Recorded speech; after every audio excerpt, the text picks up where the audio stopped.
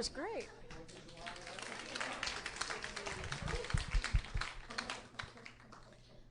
Okay. We had 4 seconds notice on that. And you did a wonderful job, too. Just ones and Wonderful job. Is that a prelude to Jazz at the Creek this coming Wednesday? Okay. Every song that you heard before the service was written by the composer we were featuring. Okay. And is that the music you'll be playing Wednesday? Okay. Sounds good. Not related to the band using clothing, but there is a tribute. Okay, that's at 7:30 p.m. this coming Wednesday, so hope to have you all here. Pardon me? Oh, there will be cheesecake. Yes, that's the draw. You think there's wine? Wine and cheesecake with strawberries maybe and chocolate? Hey, what more could you ask for? Okay.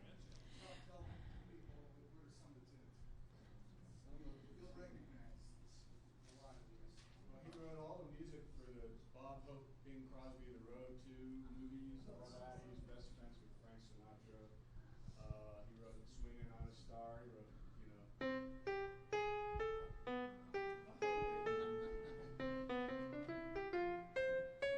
that one. He wrote All the Way, The Beautiful, Come Fly With Me.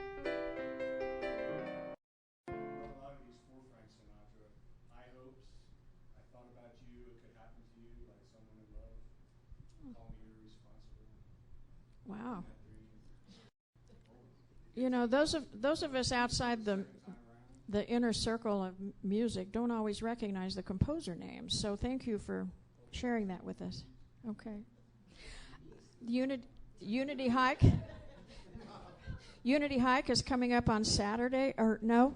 Reorganizing. I no one's really in charge of it at the moment. Okay. All right. Anybody out there that would like to step up and plan some hikes for us on one Saturday a month? I think there's a column on the sign-up sheet for Unity Hike. There will not be a Unity Hike per se, but use that column if you're interested in helping to organize that. Next Sunday is the Introduction to Unity class from 1 to 3 p.m. I've had some people sign up for that. Thank you very much. If you're interested in coming, it's a good overview of the history, the theology, and the philosophy that became Unity. And even if you've been in Unity for quite a while, you might find it interesting. I don't know. Every time I get ready for a class, I learn something new. So, Adult Dinner Club. This coming Saturday, the 19th. Joe, do you have a venue ready? Yeah, it's a week from Saturday, and it'll be a surprise. I'll let you know next Sunday. Okay, a week from Saturday, so sign up if you'd like to be surprised with that. And our food bank is still going on. We are collecting food each week. Cindy is coordinating that and delivering our donations. So the need in the summer for food, all the children are home from school, and it's a very definite need in the community. So this is a great way to support our community and be of service to those out there. And does anybody else have anything to add to the announcements? Okay, you're a quiet group today. So, and now we're ready for Daily Word, and Donna Johnson will be sharing Daily Word with us.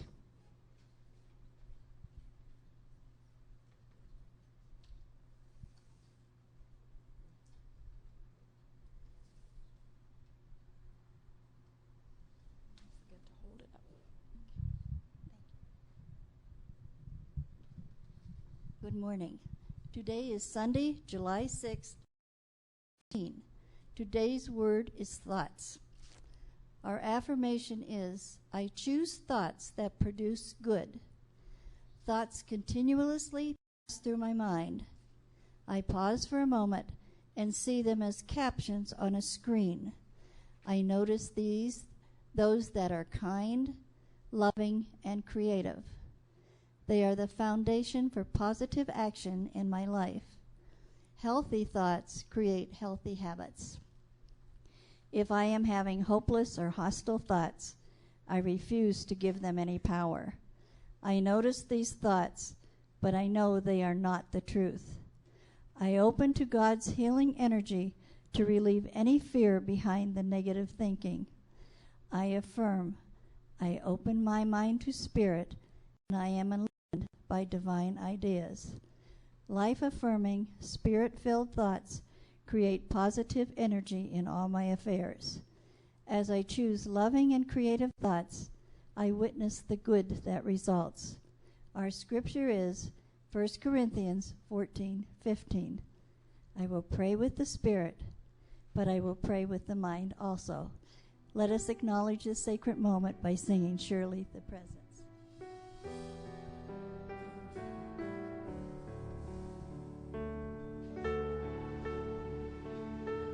Presence of the Lord is in this place.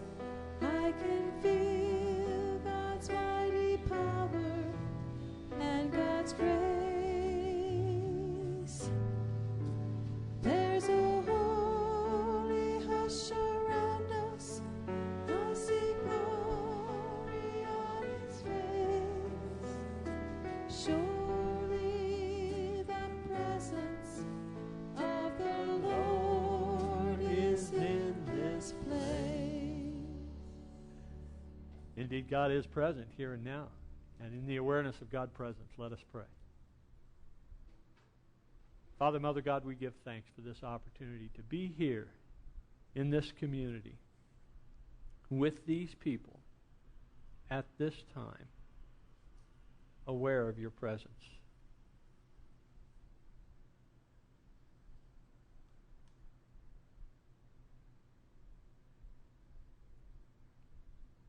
As we feel your love moving through us, lifting us and healing us, we realize this love is meant not just for us, but for each and every one in our experience. And so we open our hearts and allow the flow to move through us and touch each and every one.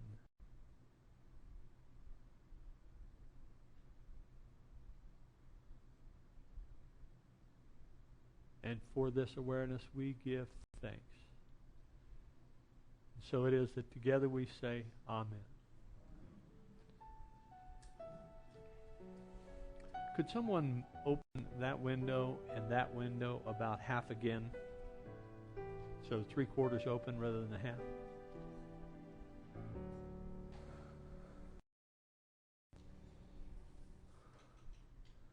My wife, Linda, says that this is very rakish. What do you think? Rakish? And you're probably wondering, well, what's that got to do with the price of eggs in China? Well, actually a lot. But we'll get to that. Or maybe we won't. I don't know. You know how these talks evolve. They are written down and sometimes they come out very different. But you're saying, well, why aren't you standing up? Don't we pay you to stand up on Sunday morning? Well, maybe you do. But I've always been a rebel at heart, and so I'm going to do this.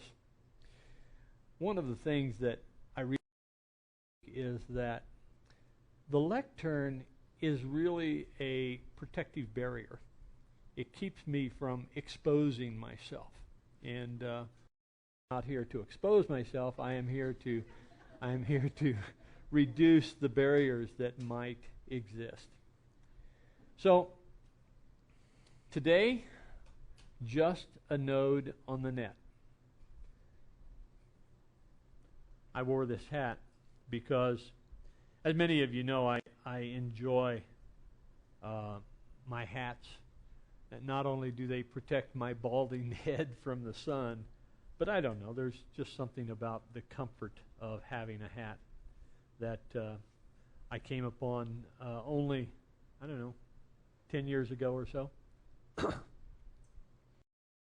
You know that I am a disciple of Facebook, right? I mean, I do spend a lot of time on Facebook. It turns out that Facebook is a very useful tool for me as a minister because I am able to commune with compatriots all across the planet, truly all across the planet. I was in conversation this week with someone from Australia. But several weeks ago, I was noticing a Facebook profile of one of my minister friends who lives in Texas. And he had a hat that was very similar to this as his profile picture that he was wearing with his profile picture. So I messaged him and I said, so tell me about that hat. That's a very rakish looking hat. Actually, I didn't say that, but that was my thought. It was a very interesting hat. And he said, well, that's an Akubra hat. I said, what's an Akubra hat? He said, well, it's made in Australia, and it's a hat that is used many times by the people back in the outback. So I went online and I looked up Akubra, and it's a manufacturer, it turns out, and they had a whole bunch of different hats. And so I had the opportunity to browse through the hats. Came upon a hat called the Banjo Patterson. Anybody? Actually, it's Banjo Patterson. Anybody familiar with The Man from Snowy River, the movie? Yeah. Well, there was a book written by Banjo Patterson, Man from Snowy River, from which the movie was taken. But he had a hat like that, and he was quite a folk hero in Australia. He decided to make a hat that was like his. And so I decided, well, that's nice. I'll see if I can find one here in the U.S. And there's a distributor that sells Akubra hats here in the U.S. And they have several retail outlets. One is up in Vale. I was in that shop. It turns out I didn't know about it, but I was in that shop about 3 years ago. And their hats were extremely expensive. So I looked at other places around the U.S., and it turns out that the retail shop in Australia, including shipping to the U.S., the price for the hat from Australia was substantially less than the hat purchased here in a retail shop. So I, gave him my credit card, ordered it. This was a week ago. 2 weeks ago today. I was browsing, made the order. That was not quite Monday in Australia. When they got into the office, they packaged up my hat and they sent it out, and I received it 5 days later on Saturday, a week ago. So, wow. When I was first starting this ministry, I was involved in marketing communications, writing proposals, white papers, and that sort of thing for various companies around the area. One of the companies that I was working with was a company up in Superior that had a piece of software that was capable of doing, now this was 13 years ago, that was doing the currency exchange, doing the customs papers, and doing coordination between the various shippers that a product will go through as it moves from country to country. And their stick was that they could do it from any point to any point. So it was a vast table of processes that they would call upon, depending upon where the product was coming from and where it was going to. At that time, I said, wow, this is an interesting idea, but whoever would send off their payment to Australia to buy a hat. And lo and behold, here it is, 13 years later, and we now are able to buy products from literally all over the planet. Well, bin Laden said that his reason for attacking the U.S. was because of the incursion of Western culture on primarily the Arabian culture. And he wanted to forestall that. So he undertook the process of terrorizing those interests that he felt were making incursion on the Arab culture.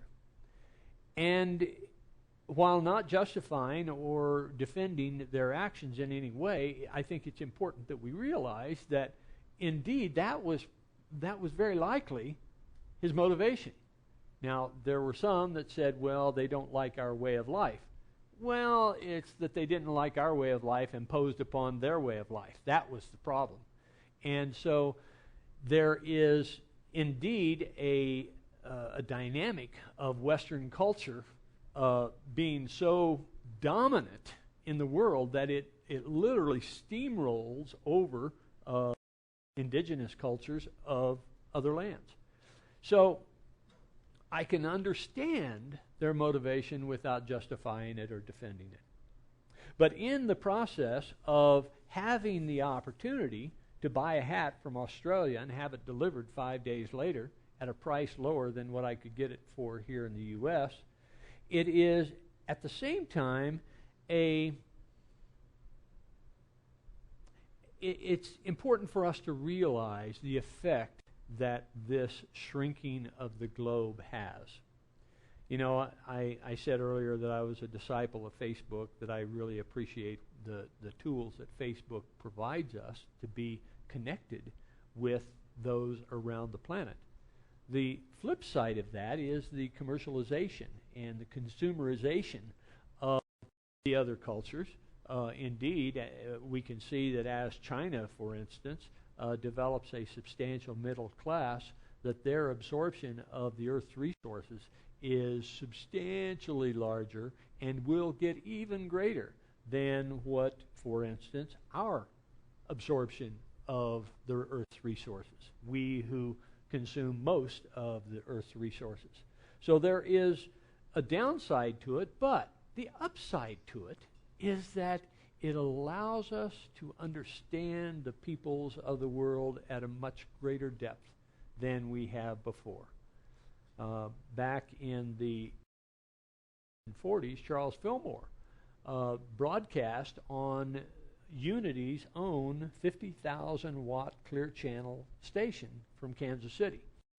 And that broadcast, unbeknownst to him or other people in Unity at the time, that broadcast would, when the conditions were right, would bounce Earth to atmosphere, or ozone layer to atmosphere to ozone layer, around to Nigeria. And it turns out there was a large body of Unity students that grew up in Nigeria because of Fillmore's 50,000 watt clear channel broadcast of his lessons. That came about. That became apparent to Unity when, in the mid '50s, an applicant from Nigeria applied to the ministerial school in Kansas City, in Unity Village. And so, what's this about? You know, how'd you all hear about us? Oh, we've known about you for years and years because we are students of Fillmore. Oh, really? So, the planet is shrinking, and in his time, Fillmore made use of a 50,000 watt clear channel. It turns out that we have a congregant in Pakistan. In fact, Saeed, hi Saeed. Saeed will often tune in to our Sunday morning services. It turns out it's Sunday evening, her time, and it's about 10:30. Let's see, right now, because of daylight savings time, it's 9:30 Pakistan time. People across the planet are being connected at an even greater rate than we could possibly have imagined 50 years ago. In fact, it was 25 years ago when the World Wide Web came into being, 1989. It was 20 years ago that I was trying to figure out what this thing called the World Wide Web was about and why I would be interested in it. It was 13 years ago when I was writing the white paper for the international commerce software package up in Superior. It was 10 years ago when Mark Zuckerberg was writing a piece of software to allow his male students, fellow students, to rate the girls on campus. And out of that, the formation of Facebook in February of 2004. 2004, 10 years ago. We are shrinking at an accelerating rate. It is an opportunity for us to rejoice, or in bin Laden's case, it's an opportunity for him to not rejoice. In fact, to terrorize as a result. Well, this interconnectedness is not a new idea. This interconnectedness, in fact, this concept came about back about 1,000 years ago, at the beginning of the Vedic period of India's religious history. It was in the Vedic philosophy that there's this God of gods, Indra, God of gods, whose purpose was to unite all of the other gods and to overcome the demons of the world. And the demons of the world, his number one tool was this thing that came to be known as Indra's net. Indra's net is a net that stretches in 3 dimensions to infinity. And if you can imagine a fisherman's net in 2 dimensions, put that in dimensions, and every point where there is an intersection of thread on the net, there is a very fine jewel. And that jewel would reflect all other jewels on the net. Imagine this, the jewels reflecting the jewels. And how many of you have had the opportunity to walk into, say, a barber shop or some other shop that had mirrors on both walls, right? You walk in, and there is that infinite regression of your image that goes in both directions. Pop, pop, pop, pop. Well, that's a 2-dimensional Indra's net. Now we're talking about 3-dimensional Indra's net moving in all directions, and each jewel reflecting every other jewel, but also reflecting the reflection of every other jewel. So you have the reflection of the reflection of the reflection of the reflection of the reflection of every other jewel in that net. And the concept here, the symbol here, is that overcoming the demons of the world is the most powerful tool, is the awareness of interconnectedness. Think about that for just a moment. That is a very, very appropriate and deep concept. That the demons of the world are those that insist that they are separate from God and separate from each other, are overcome by an awareness of the interconnectedness, of the intimate interconnectedness of each and every being on the planet, in the universe. Allow that to be a focus of your meditation. And just rest with that for just a moment. A reflection of all the jewels, each jewel representing a sentient being, and each sentient being reflecting all others. And each reflection containing the reflection of all others, which contains in each reflection of the jewel a reflection of all others. And so it is, infinite. We are truly connected this way. Here's an image that is often used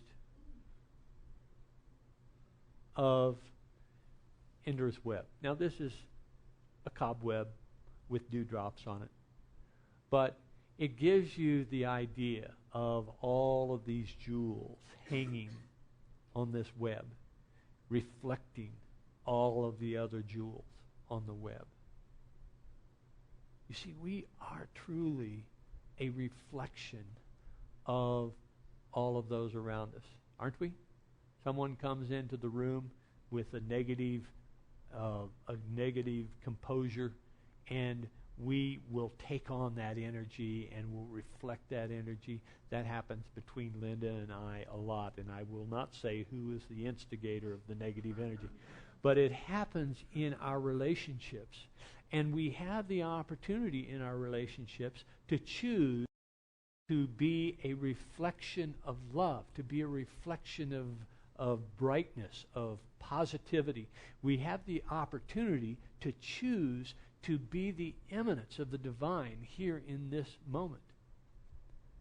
And that expression of the divine in this moment is a very powerful tool that we individually can have, with the realization that we affect all of those in the web. Immediately those around us.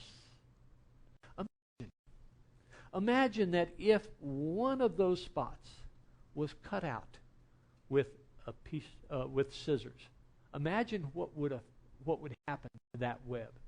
It's not that the whole web would collapse, but there would be a substantial void that would open up because of our relationship with each of those around us keeps the web stable and solid, or stable and connected. So when we think that we are just a node on the web, just a node on the web, thinking that we are not so important, that no one would miss us in our absence, that it's not important for us to carry our own weight. I went for a bike ride a couple of days ago with my grandson, Troy. I have one of those three-wheel bikes, basically a wheel behind the bicycle. And so we went downtown. From our house downtown, it's about a 15-minute ride, mostly downhill. And so on the way down, I said, "Now, Troy, it's important that you pull your own weight. That you pump and you strain to make us go faster." And from time to time, I'd glance under my armpit and I'd see that he was just kind of lollygagging, enjoying the ride. I can understand why he would, in that position. And on the way back, I said, "Troy, it's important that you pull your own weight." And for about 15 seconds, I would feel the thrust of power coming from that rear sprocket. And then I would realize, wait a minute, and I'd look under my armpit, and yeah, he was lollygagging again. So on the way back, I stopped. There were a couple of times when I was just barely able to stand up when we stopped. I was so exhausted. And finally, I got through to him that, it's important that you pull your own weight, because otherwise we're not going to get back home. Don't depend on me. It is important that we realize we are truly a part of this web, not just a node, but we are a node on the web. That we're not just an individual, but we are an individual on the web. It is important for us to realize the importance of who we are and how we express. That when we come into a company of strangers, we can come in with this radiance of the Christ, or we can come in with this sense of foreboding, of defensiveness, of fear. It's really our choice as to how we establish and maintain each and every one of those relationships that we have. Indra's web, Indra's net, is a concept that arose 3,000 years that is just applicable today as it was then. When we are considering these 12 symptoms of spiritual awakening, those symptoms is the feeling of being connected with others and nature. nature, including not just the trees around us, but the conditions around us. We are connected and influenced and are influenced by each and every node on the web. We have, interestingly, how are we doing on? We have observations from astronomers that show us this being the structure of the universe. Each of these bright spots in this web is a galaxy or a group of galaxies. The stringers between these points are filaments of gas, very large filaments of gas. I mean, we're talking about across this 1 billion light years across. 1 billion light years across. Our galaxy is barely visible as a single pixel in that image, if that. So we're talking about a very, very, very, very, very large depiction of the galaxy. Now, this is not a picture. This is not a photograph. This is a simulation, came from a computer that is, if you will, standing off from the universe looking in. But this is, as astronomers explore our neighborhood and our greater neighborhood, they're finding that galaxies are indeed along these filaments, that there are huge voids. In fact, just last week there was an announcement of a void that was as large as this picture is depicting, 1 billion light years across, where nothing of any detectable substance is in that void. Here we have a depiction of what was presented 3,000 years ago, but on a much greater scale. When we realize that we are indeed one and part of this web of relationships, even though this is huge, just look at our relationships here. What are there, 40 people, 45 people here? How many different relationships do we have here? Each of us has 40 or 45 relationships singly. And we also have relationships as groups. I have a relationship with you and you together. I have a relationship with you and you together. I have a relationship with you and you together, right? I mean, we have these combinations of relationships that in this room, there are literally thousands of relationships reflected. And each of us is an important part of that web of relationships. We can take our opportunity to realize the importance that we have and be the expression of the Christ. When Jesus offered us this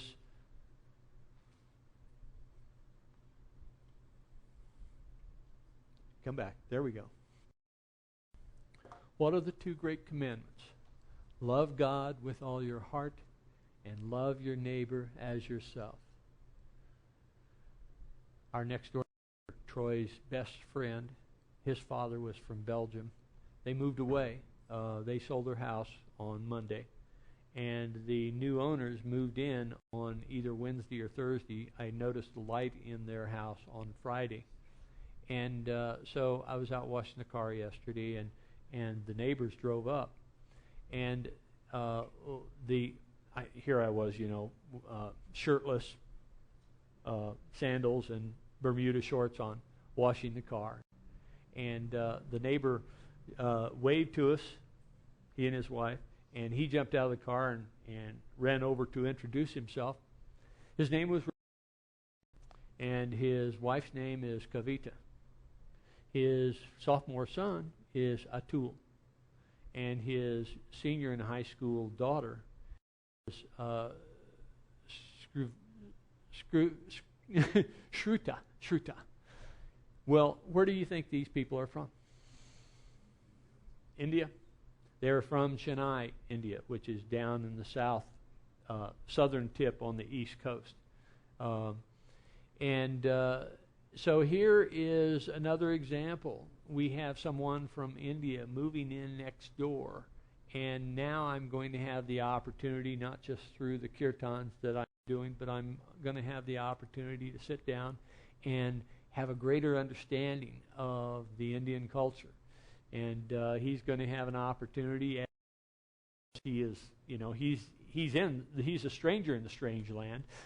He has an opportunity all the time to learn about American culture.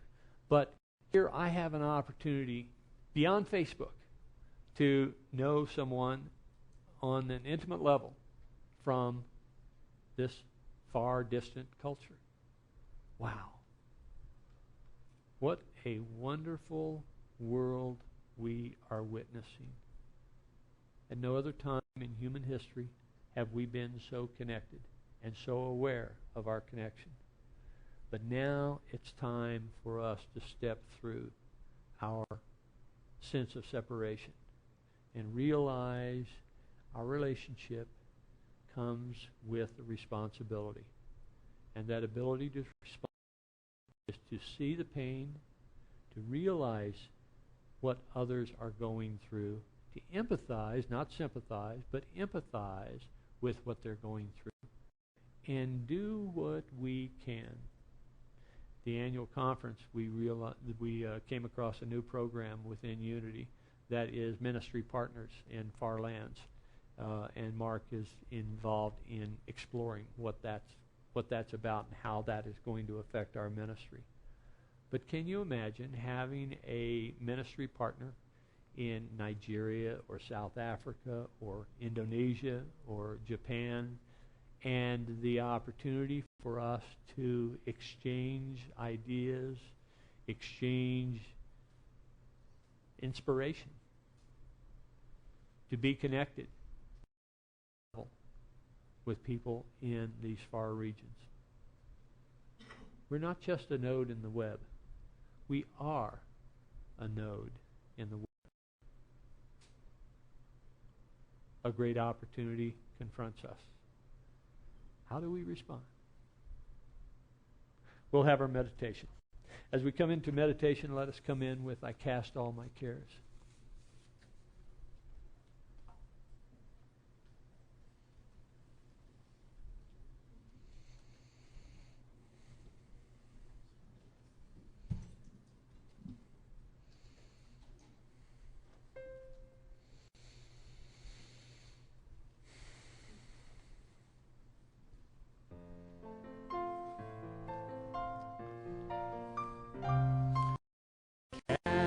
All my cares on you, God.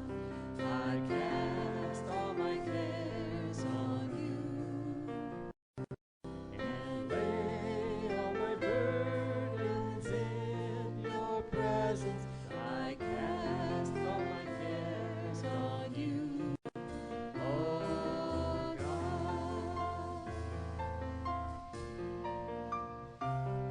I cast all my cares on you, God.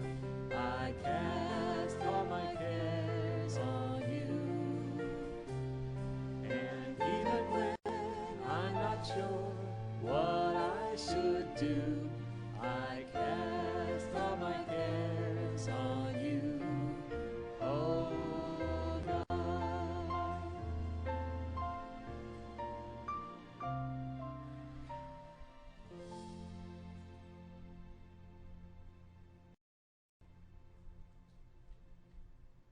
We are a jewel in this web of relationships, reflecting all others.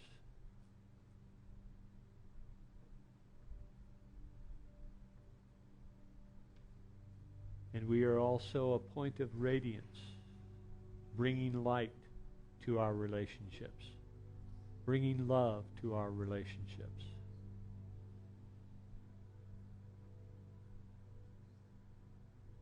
Feel how that feels in the body. Feel that feeling of love that is in the heart. That unconditional love that is our choice to express. Love God with all our hearts. Love our neighbors as ourselves.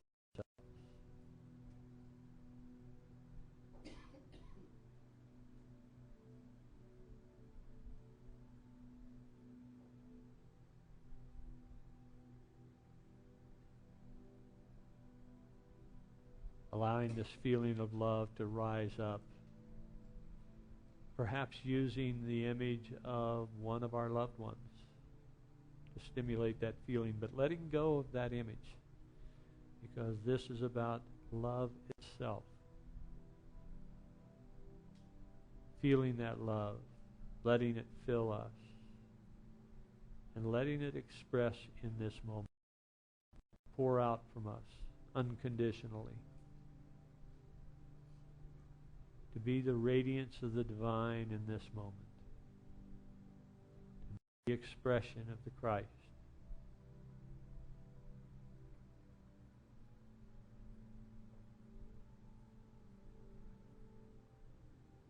Feeling and seeing that radiance move through this network,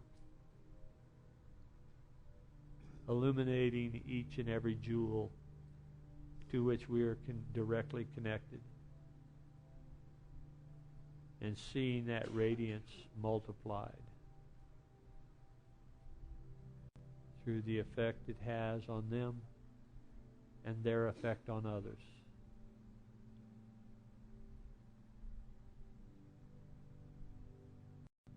Like watching the lights of a city turn on at dusk. One light illuminating and stimulating the next. What a wonderful opportunity we have to test this experience, to experiment with this idea that we are a node on Indra's net.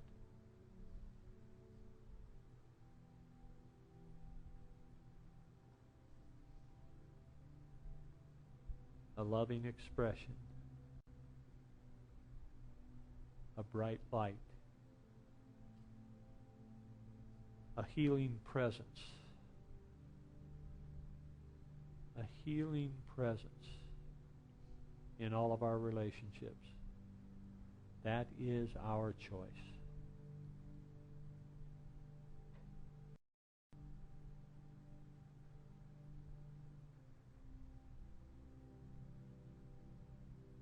Feeling this love moving through us into this world, we give thanks.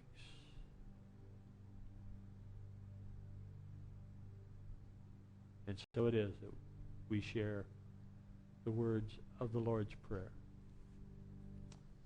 Our Father, which art in heaven, hallowed be thy name. Thy kingdom come, thy will be done as it is in heaven. Give us this day our daily bread, and forgive us our debts as we forgive our debtors. And lead us not in temptation, but deliver us from evil. For thine is the kingdom and the power and the glory forever.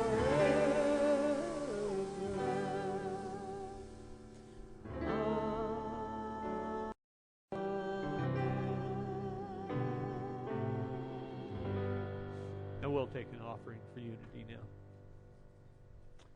As we take our offerings in our hands, let us bless them with this offering statement. Together, please. Divine love, bless us and